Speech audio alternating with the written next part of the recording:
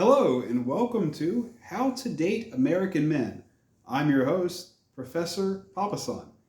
Let me begin by giving you a little bit of background so you all understand where this advice is coming from. For a number of years, I worked as a bodyguard and chauffeur, and through an odd series of events, I became aware of something in the United States called the J-1 visa program. It's disguised as a student program to bring in foreign students to teach them things, but it's essentially foreign slave labor, where they bring in young foreigners, maybe even as old as 30 years old, and they pay them minimum wage for jobs where they can't find Americans that will do that job for minimum wage. So it's used as a source of foreign, essentially slave labor. I don't know how else to describe it. But anyways, I became aware of this program, that this was going on, and under the program, the foreigner in the United States has a 12-month or 6-month visa, and at the time of expiration, they then have to leave the country, and the only way they can get U.S. citizenship is if they marry an American. So, sure enough, I observed with this program is that when young women would arrive on the program, their goal obviously was to marry an American and obtain U.S. citizenship. Because if they did not, and their contract was, say, 12 months, it was then time for them to leave the country and to go back to earning $5 a day or $10 a day or wherever they were from. You know, they didn't want to leave U.S. wages of $100 a day or $200 a day. So the financial motivation was there, and it was quite obvious. But coaching these women on how to date American men was a completely different story. They were placed here in this country with no realistic expectations of what American dating culture was or how to proceed with dating Americans under the intention of eventually finding an American husband, which is quite difficult for American women who know the culture and understand it. American marriage is very low and divorce rates are very high, particularly amongst young Americans. And foreign women are placed into an environment where they don't understand the rules of American dating or the culture, and their chances of success are very slim. So my goal on this show as your professor is to teach you about American dating culture, how to date American men, how to select American men, under the possibility that you may have some success dating American men, and perhaps even marriage, if that's what you seek. That's very, very rare in this country. As I told you before, American women are struggling to find American husbands, and there's good reason. The laws in this country are not to benefit American men in marriage. So if a man was concerned about his assets or his future, he might be smart to not marry anyone, just because the way the laws and the legal system is structured in the United States. So for that reason, many American men will never marry until those laws are corrected, and that's likely not going to happen anytime soon. So expect to see a declining birth rate and marriage rate in the United States of America, although there are quite a few single mothers and children born out of wedlock. But that's an entirely different subject than what we're here to discuss. So with this J-1 visa program, these women come in, they have 6 months or 12 months to learn how to date American men, to find one to date. And on the occasion, there are men that are looking to date foreign women. We're going to go over the different types of men that are looking for that, what to expect, and how we categorize some of these men with American dating culture. I personally have experience dating foreign women, and I might be able to help you all figure out what kind of men you're looking for. Men in America that we would say are above average are typically grouped into a category called alphas, and men that are below average would be grouped into a category called betas. So maybe, the top earning, most attractive, most desirable men would be the alphas, and the low earning employees that work for them that maybe are out of shape and unattractive would be the betas, also known as simps. I know this is a lot of information if you're from outside of the United States, but I'll explain this the best way I can. And one of the ways I can explain this is that the United States was initially set up as a European slave plantation. And bonded indentured servants were brought over from Europe. They were debt slaves, and they were brought here to work and produce profits for their masters or employers, owners, however you want to say that. And that culture hasn't quite left the United States. It's still a very capitalistic nation where the business owners use employees, and the average American lives paycheck to paycheck. They're an employee. They don't really know how to save or invest money. They don't have the education, and many of them don't have the intellectual capacity to do so. So there's kind of a ruling class, and then there's a servant class that kind of does what they're told and just kind of barely gets by and lives paycheck to paycheck. Most of those employees in the servant class, they're in debt, whether it be student loan debt, maybe they owe money on the house they live in. They'll claim that they bought a house. They didn't really buy it. They're just renting it from a bank that owns it. It's in their name, so they're responsible for it. But if the house was $400,000, they might have had $40,000 and then taken out a loan from the bank, which essentially means the bank owns the house, and they have to spend the next 30 years paying it off. Well, in 30 years, the house probably isn't really worth all that much money, but that's another matter at hand. And then, of course, automobiles. Many Americans don't actually have enough cash to go out and buy a $20,000 or $30,000 automobile, and they will finance and take out a loan to buy a car or a truck. It's the most indebted nation on earth, and slavery is still alive through capitalism, but through means of debt. Just remember, in the United States, debt is a financial instrument for the purpose of bonding commoners into indentured servitude. So that is the definition. That's what it's used for. It's a financial instrument. It's a process. It's a contractual obligation to take a commoner, an average person, and to bond them into a form of slavery. And that's really the role here. So if you're coming into the United States as a foreigner, there are really two classes of men that you're going to see. And in the alpha class, the ones at the top, the ones that own the businesses, that have the money, those are the ones that the American women are competing for, okay? So the most attractive, most intelligent American women will compete against each other for the opportunity to date one of these men. And I'm going to give you all some examples of this a little bit later. And then there's, for the most part, there's everybody else. And those guys in the employee level, they're going to have different castes among themselves. We would say, very low income, medium low income, and high low income. So very low income might be, below $20,000 a year. Medium might be around $50,000 a year, and higher end on the scale is going to be maybe $100,000 a year. We call that six figures a year.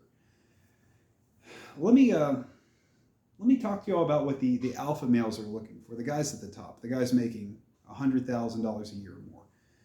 They want young, attractive women that are debt-free, that do not have children. And a lot of them want women that don't use any drugs, don't smoke, and don't drink alcohol. And you might be thinking, well, that's just absurd. Maybe I'm in a country where all the men drink alcohol or all the women smoke. And I understand it. That's very well possible. I've seen these groups of women come into this country from these foreign countries, in my experience, overseeing them and chauffeuring them around.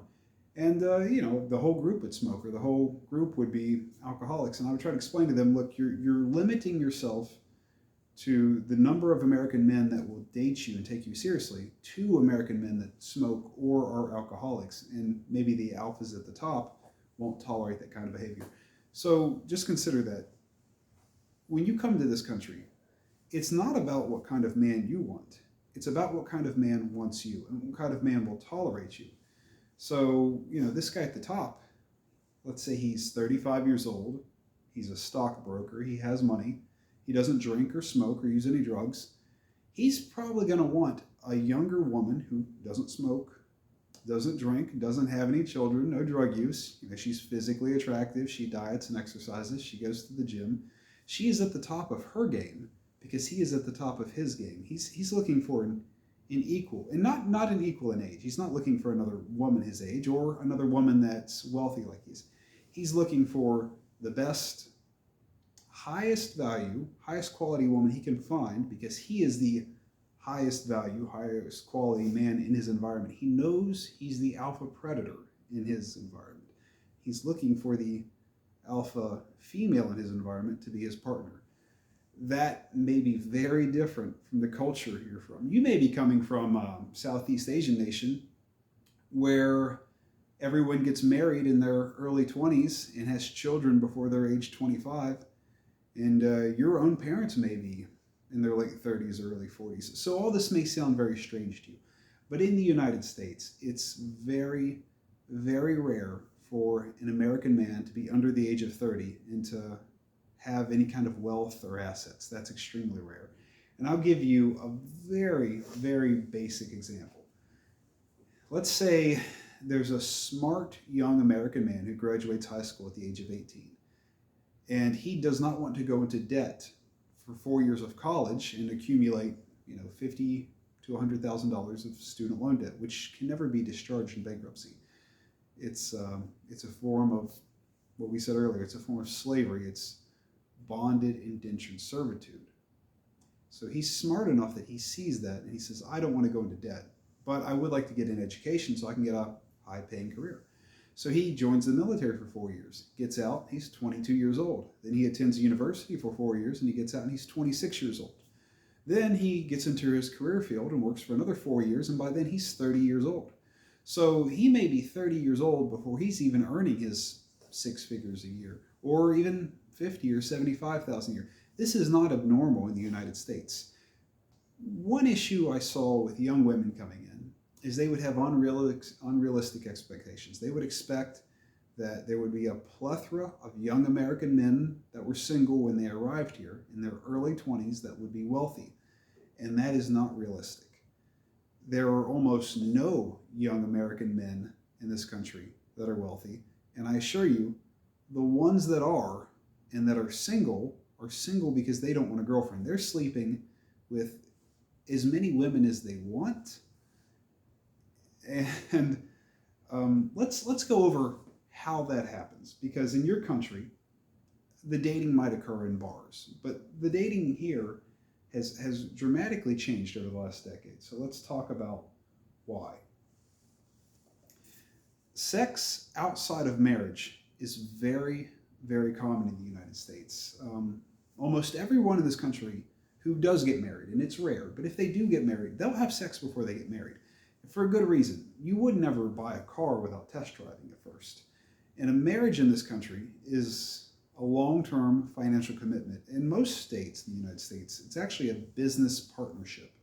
And what you would call a divorce is actually legally known as a dissolution of business. So let's say two businesses get together to build a car, which maybe in the marriage would be the child. Well, after 20 years, the child grows up. So the two businesses say, okay, we're no longer going to produce these cars. Our businesses are splitting. Maybe it's Ford and Rivian, and they say we're going to have a partnership on electric vehicles. Well, things aren't going the way we wanted to in production. Let's break things off. In many states in the United States, the marriage is the equivalent of a business partnership, and at the end of it, it is a business dissolution with a division of assets. Any intelligent American man will ask you as a foreign woman to sign a prenuptial agreement stating that he will not pay you and you will not receive any of his assets upon divorce. Any intelligent American man. Not all Americans are intelligent. In fact, if the median IQ was 100, well, then that means half of the people are below that. So there's all kinds of 60s, 70s, 80s, and 90s out there running around. And maybe that will be your dating pool coming here. Because as I told you at the beginning of this video, the most attractive, most intelligent American women will be competing against each other for those top-level alpha men.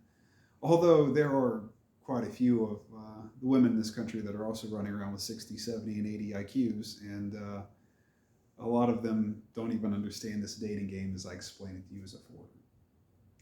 So we touched on sex outside of marriage, and it's very common. Most of the women here use birth control as a pill form, so that even if there was an accident during dating at night, they would not incur a pregnancy. Something very important in this country that a lot of young women don't understand, and I've had to coach many a foreign woman on, is the 3-date rule. And I'm sure you're thinking, what is the 3-date rule? Back in your country, you might date a man for 6 months or a year before he proposes to you, and you won't have sex with him until your wedding night. That's not going to happen in the United States, because an American man can go out to a bar and meet a girl and then take her home that night and have sex with her, or get on an online dating app service and go on a date or two with a girl and then have sex with her. He's not going to invest 6 to 12 months in you and waste his time and resources and money taking you on dates to find out that on your wedding night, oh wow, we're not sexually compatible. And there are several reasons why you may not be sexually compatible with your partner. It's not a one size fits all thing. People have different tastes, different preferences. Think about when you buy a car, and you have let's say you have a garage at your house. Well, not all garages are the same size, and not all cars are the same size. And when you buy a car, you have to buy a car that you fit in and feel comfortable in. If you're a large person and you buy a small car, things might just not fit right. Or maybe you want a car that's got more horsepower, so you can really floor the gas and it'll go fast. Or you want a car that's more fuel efficient, that you could drive around all day long, and it won't run out of gas. There are a lot of different kind of cars out there because there's a lot of different kind of people out there, and they all have different garages. So keep this in mind. Dating is not a one size fits all. You are going to want to test drive your car before you buy it.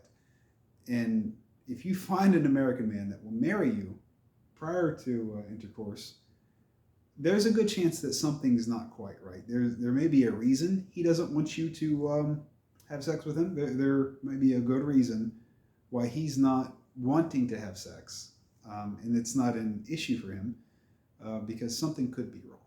And maybe that's why he can't date an American woman, because the American woman would test drive the car before she bought it. You wouldn't want to get this car home and have it break down and be stuck in your garage, and then you're stuck with something you can't drive. And that happens. That happens particularly when somebody gets a little older and they're out of shape. They're not physically fit. Sometimes their cars break down and they just don't work. All right. So what else do we have here? We've got we touched on the 3-date rule. Let's talk about the different types of dating in the United States and how you may meet men. The most popular one by far we would call online dating. And if you don't know what that is, it's cell phone applications in the United States. On the App Store, you can download a dating app. I'm not going to give any names. But there are some hard rules that most people don't know about online dating. I'm going to tell you all about something called the Pareto principle, and it's known as the 80-20 rule. And here's what this means. It means that 80% of the women on online dating services will attempt to match and date 20% of the men. So here's what this looks like. If there's 100 women and there's 100 men, 80 of those women will attempt to go on dates with 20 of those 100 men. Okay, so here's what this looks like. Oh, I'm sorry. Yeah. Okay, so if you doubled this, that would be 8. So 80. Oh, okay. But yeah, this would be 20%. Okay, so there's your 20%. There's your 80%. So that means that in the online dating, the most attractive men at the top, the alphas, they're getting 4 women, and the other 80% of the men are getting no matches. They're getting nothing. So what typically happens in online dating is after these alpha guys figure this out, they will do what's known as spinning plates. And I know that terminology doesn't make any sense in your country, but this one guy will date multiple women at once, okay? And they're not all going to go live at his house at once. It's not like that. He doesn't tell her about her, and he doesn't tell her about her, and he just doesn't tell them. So he might see this girl on Monday nights, and this girl on Tuesday nights, and this girl on Wednesday nights, and this girl's so good in bed, he sees her Thursday, Friday, Saturday, and Sunday. And he's all worn out, and then he starts over with the other three. And this sounds crazy. This sounds crazy until you understand that the American man probably isn't going to marry anyone, okay? That's not going to happen. And the alpha guy, who has money, the attractive guy with the money, he doesn't need to marry a woman to buy a house. He's making 6 figures a year. He's going to work for 3 or 4 years and then pay cash for his house. He's not going to be in debt. He's not the beta guy like these other 80% of employees down here. Because remember, in America, 80% of the people live paycheck to paycheck. 80% of the people are the employees. They're the servants. They're the slaves, the bonded, indentured servants. That's what we're talking about here. You want the alpha guy. You want the business owner, not the employee. You want the stockbroker, the professional athlete, not the guy who cuts the grass at the ball field or the janitor at the bank. You want the guy making the money. But so do these 4 American women, okay? Now, 20% of these women on these dating apps, they'll settle for these 80% of average guys. But that top 20% of men, 80% of women don't understand the math, and they all think they're going to get this same guy. And because of that, they all get him maybe 1 or 2 nights a week. They don't know that they're sharing this one guy with these other women. And this happens every night in the United States. This one attractive, wealthy guy gets to sleep with pretty much any woman he wants, and he may sleep with 2, 3, 4, 5, 6, 7 different women a week. And I'm dead serious about this. I'm not trying to teach y'all a fairy tale. Something I noticed when these young foreign women would show up is they honestly believed that they were going to meet a young American man in his early 20s that was wealthy and would marry them and give them citizenship. And then they wouldn't have to work anymore, and they would get to live in his house. And if she ever divorced him, she would get half of his money and keep the home, and he would pay her alimony. Ladies, I'm here to tell you right now, that's not true. That's not real. That's a fairy tale. You've been watching too many Disney movies, and you need to forget all about that. That attractive guy with the money is probably over age 30, because the guys under 30, they're probably not going to have any money, unless they're a professional athlete, which is very rare. I think I touched on here that the 3 most common alpha males, their jobs would be things like pro athlete, stockbroker, and business owner. Those are really the 3 alpha males you're looking for. The business owner and the stockbroker are probably over age 30. Pro athlete, he can be in his 20s, but they're extremely, extremely rare. I'll give you a great example of a pro athlete. I used to chauffeur around a young woman here in town and her friends, and one of her friends had dated a professional baseball player that, pro athletes, they travel all over the country. They don't just play in one city. So she's dating this pro athlete. She thinks they're engaged and they're going to get married. And his team just won the World Series. I'm not going to say what team or who he was. But so he was making a lot of money, probably $15, $20 million a year. And she thought that they were going to get married. And, he'd fly her out to see him. So he might be in this city in California and then that city in New York. And he's paying for her to kind of come around. So she's not back at home working. She's basically just traveling around with him as his personal enjoyment woman. Think about what we're talking about. He's playing baseball and then he's going back to his hotel room at night. So she's back in her home state. And he just calls her out of the blue one day and says, "Hey, look, we're not getting married. I actually got another girl pregnant." She wasn't aware that there was another woman. She wasn't aware that there was all these other women chasing this one guy. She didn't know that was real. She was living in fantasy land. See, these 4 different women, they don't know about each other. They don't know that this one guy is having sexual relations with all these other women. Okay? And that's what the alpha does, because he doesn't have to marry any one of these women in the United States, because all these women want him. All these women will give themselves to him just to have the opportunity that maybe he'll pick her and she'll get to stay with him. Maybe. But because he can have all these women, he's not going to pick any of them. And as they get older, they reach 25, 30, 35, he's just going to get a younger one. He'll get one that's 20. this is the dating game in the United States, and this is part of what they call third wave feminism, where women have equal rights. I'm sure it's very different than the dating culture in your country, but this is what it is in the United States. So we touched on online dating, how it works, how that top guy that all the women match with dates as many women as he wants, and there's really nothing you can do about it. If an attractive guy goes on and takes you on a date and, takes you home, sleeps with you, disappears the next day, and you never hear from him again, that's called a one-night stand in the United States. Happens all the time. That attractive guy, if he's really that attractive, he's going to get interest from other women, and he's more than likely going to pursue a lot of different women.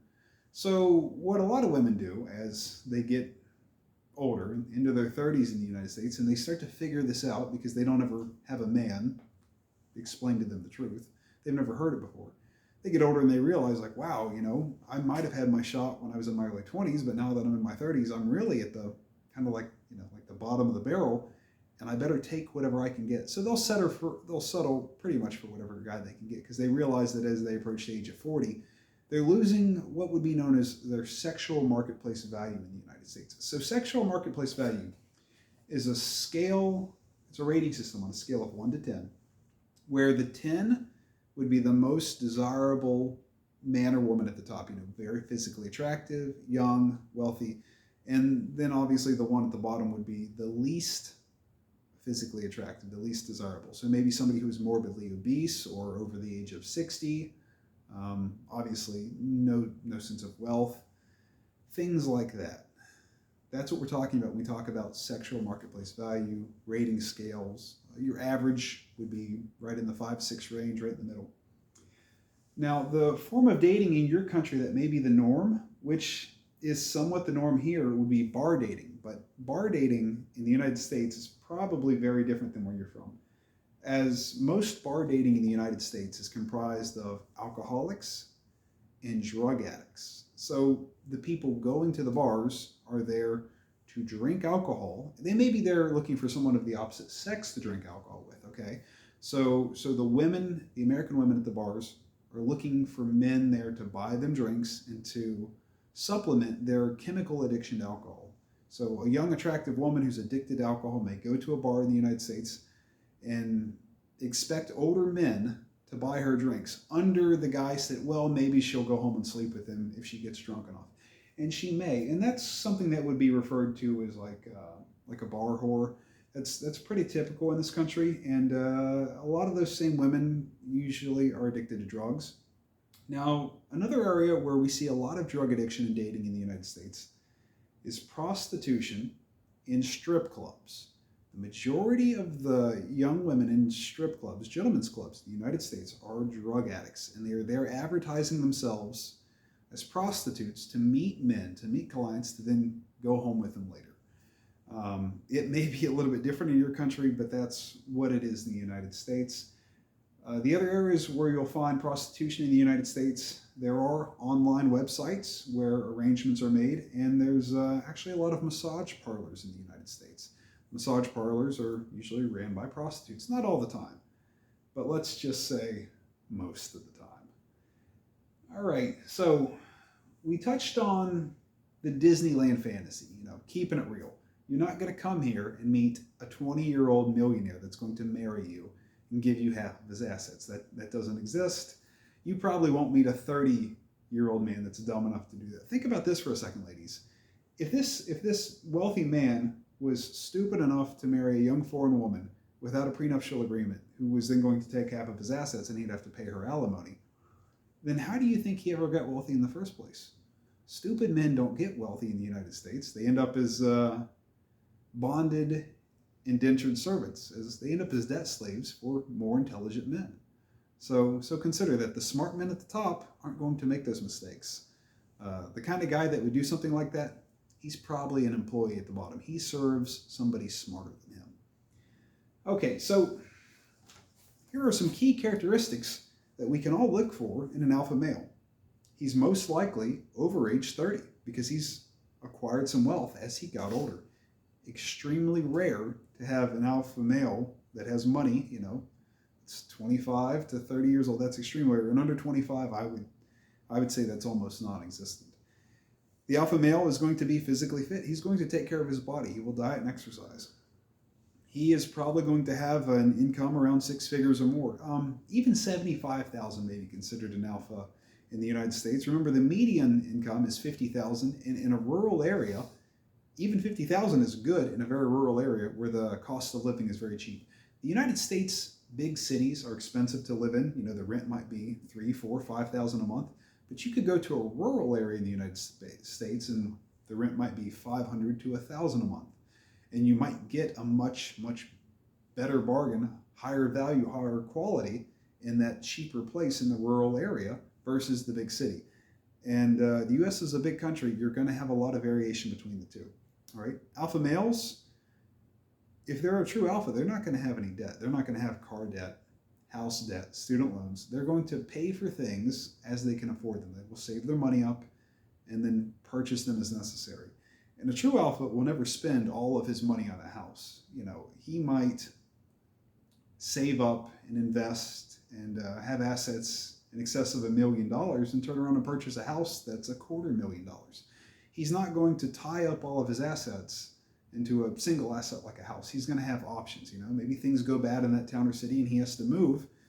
Well, let's say that house takes a year to sell. He still has $750,000 to move to another town or city. Why that house is for sale. Maybe he rents it out while he's gone. He gets a little bit of income from the rent, and then the house finally sells a year later. Boom, he's back to $1 million. These are alpha traits. This is what you're looking for. Alpha males will not take orders from you. Some women will like that. Some women won't. Some women detest a guy that's a pushover. Some women want that. Some women are very dominant, and they're looking for a submissive beta male that will do as he's told. But an alpha male, he won't do that. Alpha males, some of them will tell you what to do. They've got reputations for being bossy. And maybe the guy's got a high IQ. Maybe he's got an IQ of 120 and he's looking to date somebody that's got an IQ of 80 or 90 that will do as they're told. That's very realistic. To see an alpha in their professional working environment, someone with a high IQ dictating orders to people with lower IQs, that is very common in the United States. It's not all just about being born with money and being born into a certain environment. A lot of it has to do with IQ, and you will see the smartest person running the business. Maybe they're not the owner, they're the manager of the business, but they will run it in a way that's efficient, and they will then dictate their ideas to subservient employees. All right, so we gave you some examples. Pro athletes, stockbrokers, men in finance, business owners. That's what you're looking for with alpha males. They want young, physically fit, attractive women that are debt-free, and a lot of them don't smoke and don't drink or use any drugs. If you're a woman over age 30 or you have children, you're probably not going to get an alpha male, because the alpha male can get the young woman in her early 20s that are child-free. I think we've touched on that professional baseball player. That young girl thought she was the only young woman dating this guy until he called her and said, I actually have a child with another girl. Sorry, I can't see you anymore. So just because you're an attractive young woman in the United States does not mean you're the only attractive young woman pursuing an alpha male. And obviously, the girl who got pregnant first is the one who we think might have had the relationship with the guy. It's quite possible that the guy just ended up paying out child support to her and then continued on with his ruse of dating multiple women at the same time. A lot of guys will do that. If they have enough money, just pay her the child support, say, hey, I'll never see you again, bye-bye, here's your paycheck, and they will keep dating a bunch of young women in their early 20s. Why would they give that up? And, a woman's body goes through changes after she has a child. She's not the same woman she was before she had the child. And a lot of the guys at the top of the game, they know this, and they will not date a single mother. This is the reality, ladies. You're coming here to play the big game with the big boys, And I'm not going to lie to you. I'm not going to sugarcoat it. I'm going to tell you like it is. And I know I'm going to get a lot of negative feedback and hate for this, but I will tell you the truth. So we've touched on what an alpha male is and how to identify them. Let's talk about beta males. You know, the average guys. Some women might call them simps, like sympathizers. You know, these guys are kind of pushovers. A lot of them are out of shape. They'll have debt. They might have low to medium income.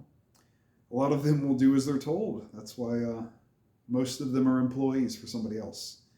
Some of them may be desperate and just kind of take any woman they can get. You know, they're not pursuing the women at the top, the most attractive, physically fit, intelligent women. They're just kind of taking any woman they can get.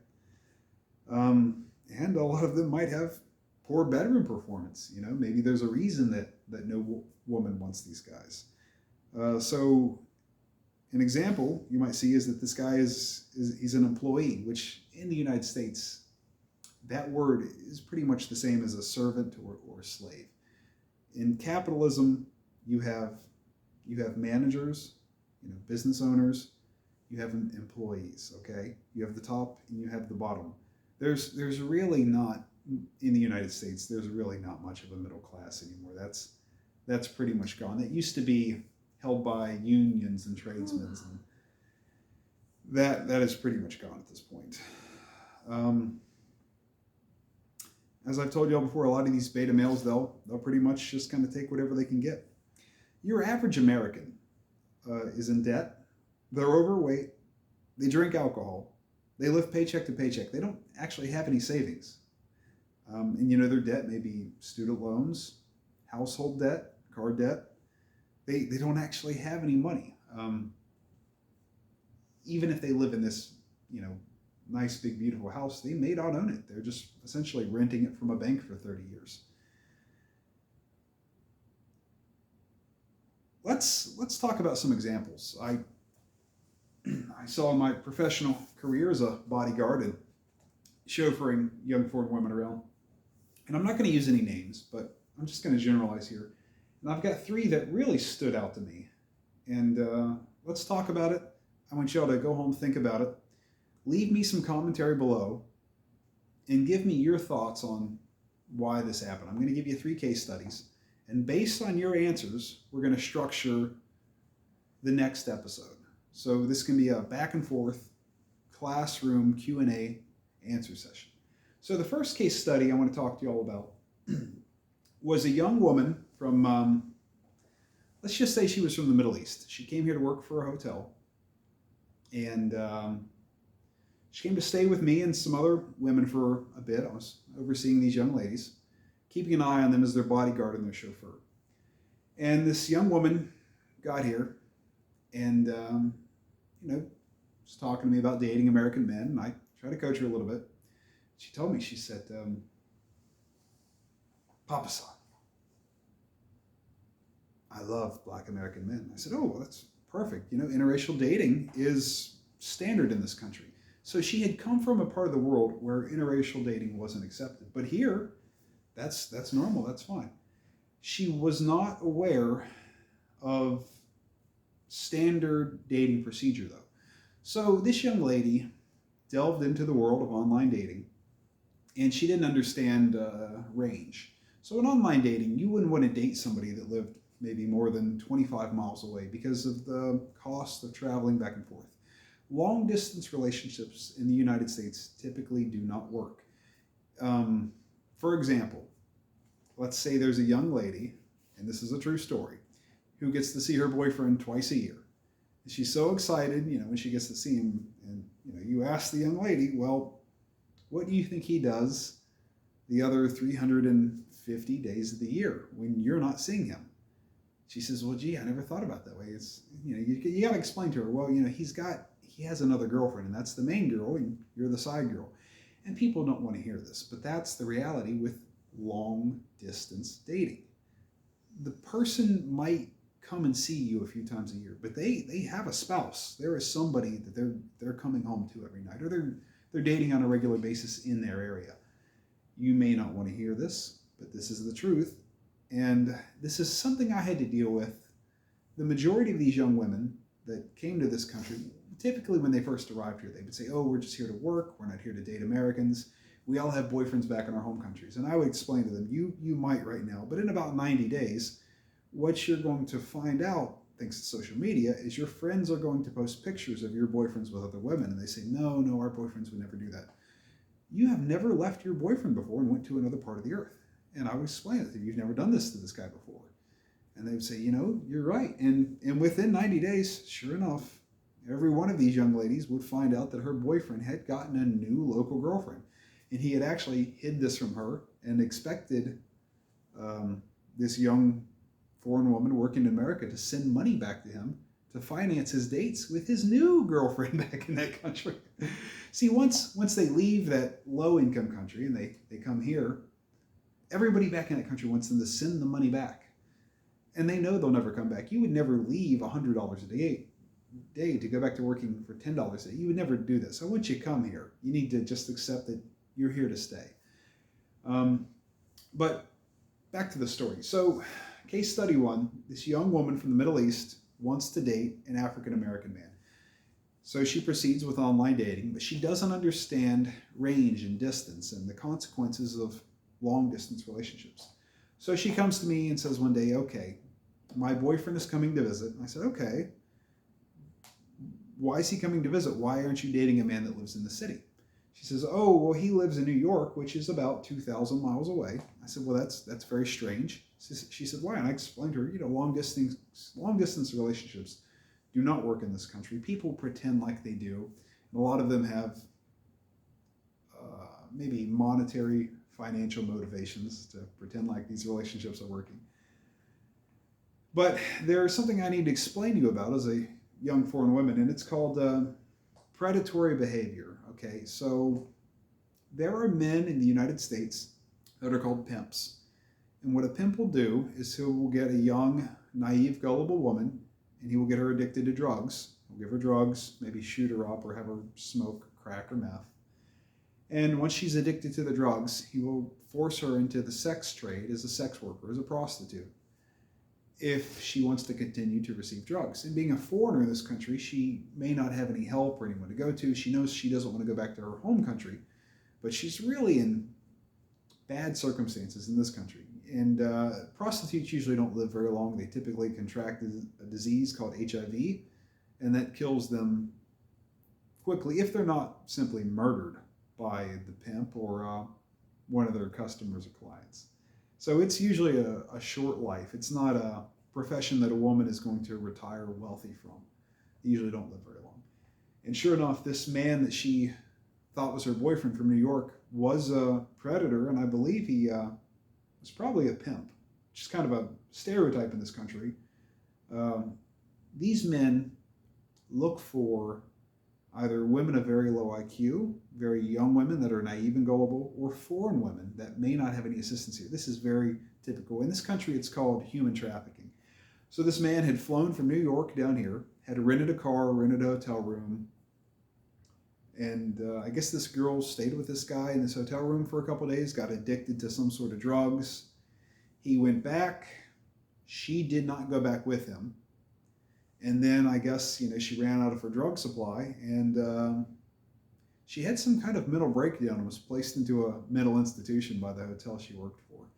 It was difficult to watch, but as an American, you can, kind of see it and almost kind of giggle at it. It's like that was obvious.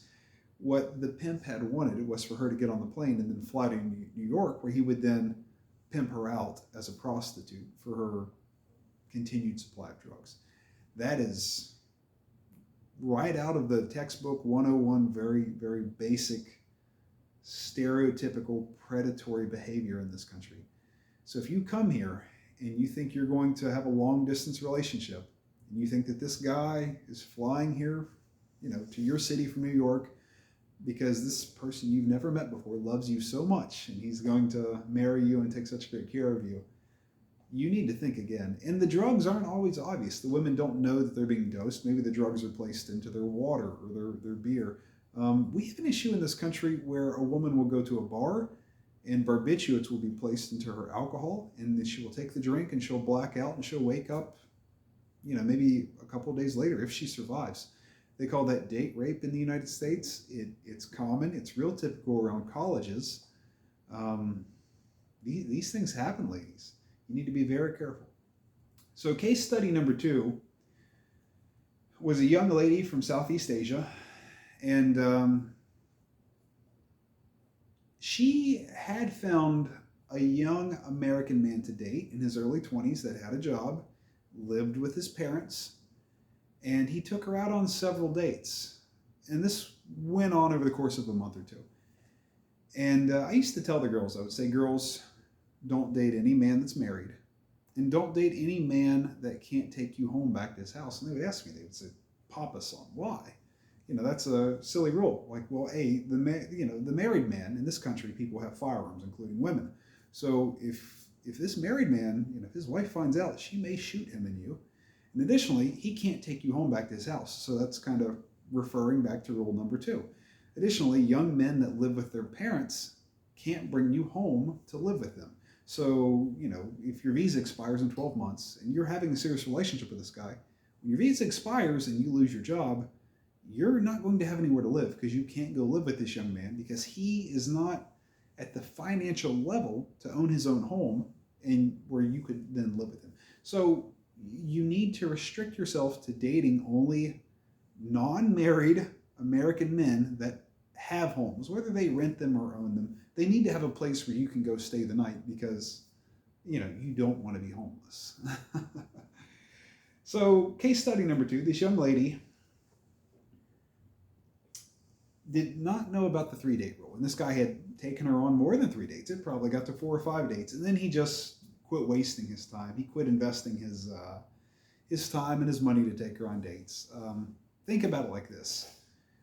As a woman, would you take a man on more than 3 dates if nothing was happening? If this guy wasn't going to sleep with you and progress the relationship, why would you keep wasting your own money and time and personal finances to take this guy on these dates? That's how the American men view this. So stick to the 3-date rule. This girl didn't. This guy went another route and invested his time and money and finances into dating an American woman. So this young lady from Southeast Asia, as the time approached where her visa was going to expire, I think she had about a month left of employment legally here in the U.S., she began dating a man that was, I believe he was 24 years older than her. He was over twice her age. He was her supervisor at the hotel she worked for. And very, very predatory behavior. This guy had been married and divorced multiple times, had 4 or 5 children, and he was currently married. And I explained to this girl, I said, look, this guy's married, you can't go home with him, and if his wife finds out about it, she'll probably shoot him and possibly you. Her response to me was, how long does it take to get divorced in this country? I had to tell her, I said, look, if his wife refuses to sign the divorce papers and agree to the divorce, he may not get divorced. This could go on for years. She didn't understand that. In her country, the laws were different. But in the United States, a woman cannot be forced into a divorce from a man. That's not how it works in the United States. We have equal rights for both sexes. Like I said, we're living through third wave feminism. But because of that, men will frequently mistreat women, and most American men will not marry at all because of things like this. So this young lady, when her visa did expire and she was terminated from her hotel job, did leave the state and travel to another state with this man who abandoned his wife and his children to run off with this girl that was maybe 20 years old. And she was under half his age. She was young enough to be the guy's daughter. If that's not predatory behavior, I don't know what is. By all accounts, I failed this girl. I was not able to correctly teach her American dating, but maybe she wasn't someone that could be taught. Maybe I wasn't going to reach this woman because nobody could. That's all I have to say about case study number 2, and I look forward to seeing your commentary below.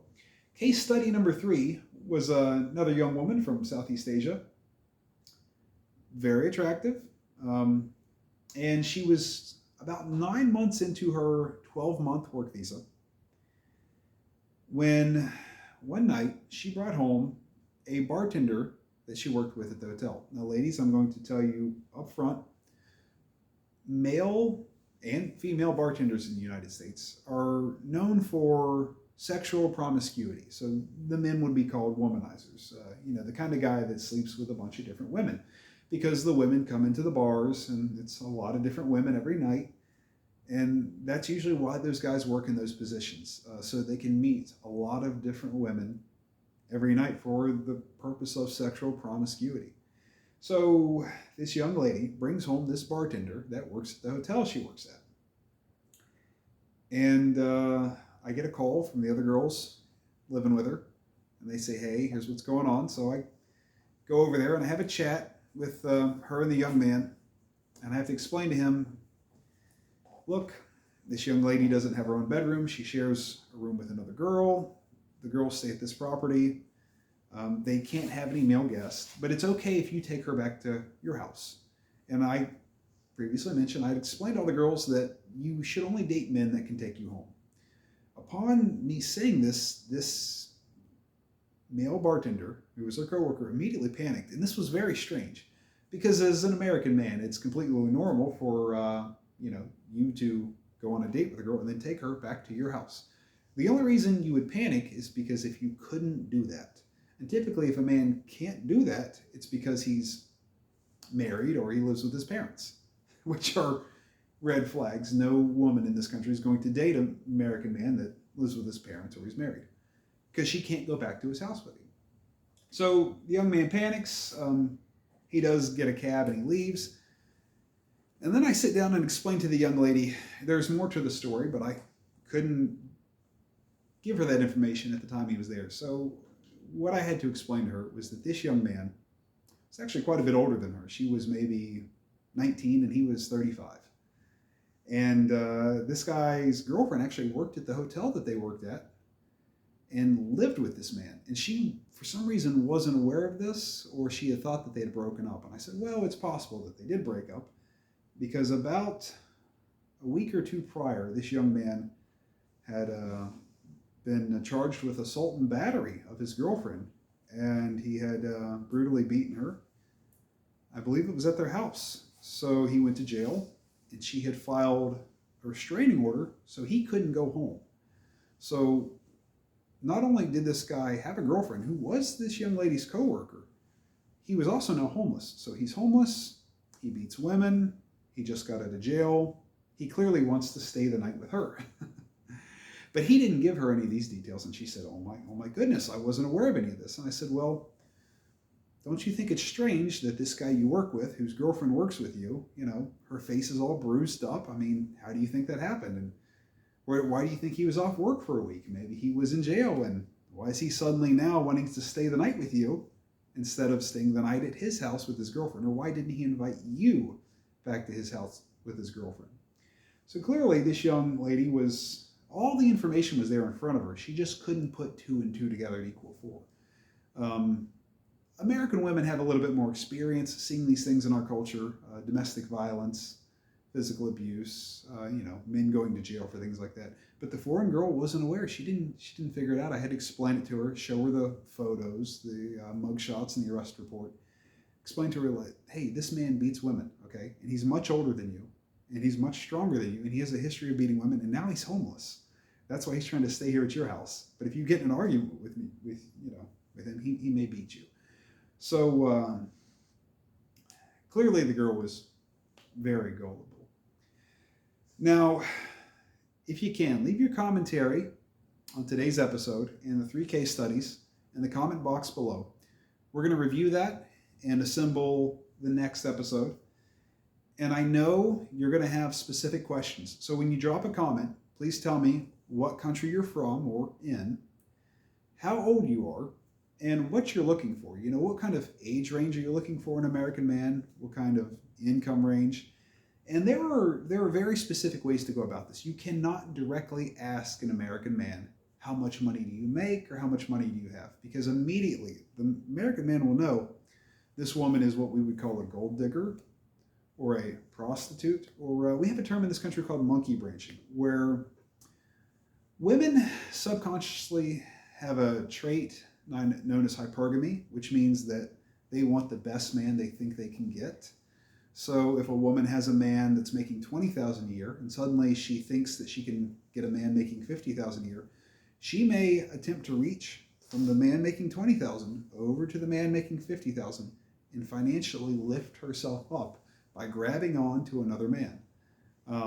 We call that monkey branching in this country. It's also known as hypergamy. You cannot directly ask a man how much money he has or makes. An intelligent woman may strike up a conversation with a man about, say, oh, what do you do for work? Now that is essentially the same question, but it's just dressed up a little bit. But I would be very cautious about doing that. If the guy says, oh, well, I work at a fast food restaurant, well, then he probably makes something close to minimum wage. So let's just throw some numbers out there. If he makes $10 an hour and he works 40 hours a week, that's $400 a week. And if he works 50 weeks a year, just multiply 50 times 400, you should get about $20,000. That's below the poverty level in the United States. I know a lot of young women coming into the United States to work on a J-1 visa program are being paid minimum wage. The poverty level in the United States is $25,000 a year. That might sound like a lot of income back in your country, but it is not a lot of income in the United States. Remember, the median income is about $50,000, and depending on the city and area of the United States you live in, you may need to make much more than that just to get by. So what you're going to have to do is a little bit of homework. If you can figure out what the guy does for work and which area he lives in, you can just do some homework. Don't ask him directly, but you can try to do some homework and figure out, is this man making enough money in the area of the United States he lives in to get by? There's areas in the United States where a man can comfortably get by on $30,000 or $40,000 a year, and he may actually be able to save more money than a man making $60,000 or $70,000 in a more expensive area. I know that sounds crazy, but let's say the man's rent is $800, while the other man's rent is $4,000. Okay, they may have unequal incomes, but they may have unequal expenses. That is reality in the United States, and you need to do a lot of homework before you get here. I've seen women show up, they come here, and they think they're making a lot of money. I explain to them, you're working for minimum wage. You are the least paid person in this country. You're essentially a servant, like a slave. And it doesn't hit home for them until they start getting expenses. So they come here and they think, oh, wow, $100 a month is a lot for rent. And I explain to them, like, no, you won't pay that. You'll pay $500 to $1,000 a month for rent. And, that's even with sharing expenses with somebody else. So if the rent total was $2,000 and there were two women living together, they would each pay $1,000, and then there's bills on top of that. If you're coming from a lower income nation to the United States, you've got to understand it can be very expensive. But you cannot directly ask a man how much money he makes or how much money he has, because he will know that you are coming here and seeking him out purely for the money. He will immediately shut you down. And American men shut down American women that do that too. If you want to have any success in dating American men, you need to learn the rules and how to go about it. The 3-date rule, how to spot predatory behavior, how to present yourself. And if you're a single mother or you are over the age of 30, I'm not going to say you won't find an American man, but you are not going to find a high quality American man. You might find, if you're over 30 or a single mother, you might find an American man that's over the age of 60, like an old retired American man, a pensioner. Maybe he retired at age 65, and he says, I'm either going to import a woman from a foreign country, or I'm going to travel to Eastern Europe or Southeast Asia and find myself a woman that's half my age. He might be 65, and he wants to have a young wife that's 30. That happens every single day. But if you're that young woman in your 30s, don't expect to meet a young American man in his late 20s, early 30s that's attractive, physically fit, and high income. Don't expect for that man to marry you. You need to have realistic expectations. That concludes our show today. I want to thank you again for joining me. Remember, I'm Professor Papasan. This has been How to Date American Men, and I will look for your comments so we can put together the next show. Have a great night.